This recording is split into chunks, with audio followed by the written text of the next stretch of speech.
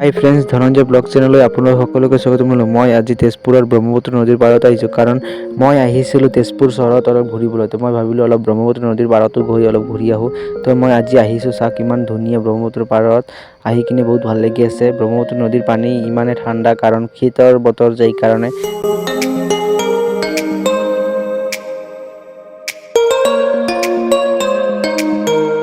চাওক ব্ৰহ্মপুত্ৰৰ পাৰতে নাওবিলাক, এই নাৱৰ ওপৰত মই কেইটামান ফটো উঠি ল'ম। আৰু এই নাওবোৰেদি মাছমৰীয়াসকলে ব্ৰহ্মপুত্ৰ নদীৰ মাজত গৈ মাছমৰীয়াসকলে মাছ মাৰে। নাৱৰ ওপৰত আপোনালোকে চাব পাৰিছে যে জালবোৰো আছে। আপোনালোকে চাব পাৰিছে নাৱৰ ওপৰত জালবোৰ। ইয়াত আহি বহুত ভাল লাগি আছে মোৰ।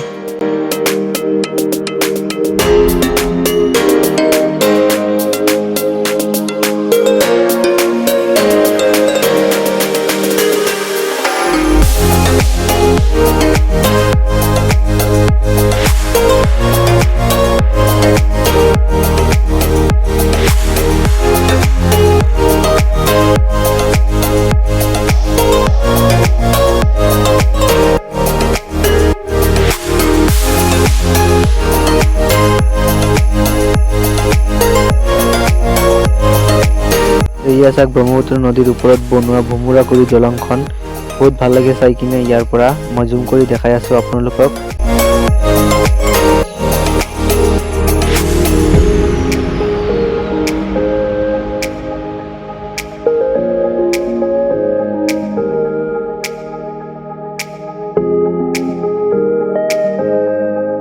বহুত ভাল লাগি আছে ব্ৰহ্মপুত্ৰ নদীৰ পাৰত আহি। চাৰিওপিনে ইমান ধুনীয়া দৃশ্য, বহুত ভাল লাগিছে চাই কিনে।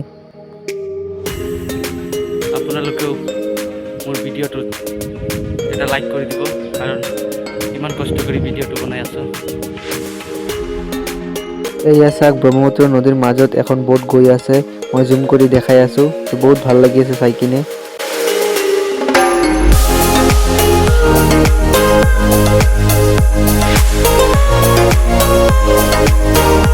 তো ফ্ৰেণ্ডছ, ভিডিঅ'টো ভাল লাগিলে লাইক, কমেণ্ট, শ্বেয়াৰ আৰু লগতে চেনেলটো ছাবস্ক্ৰাইব কৰি দিব। বাই।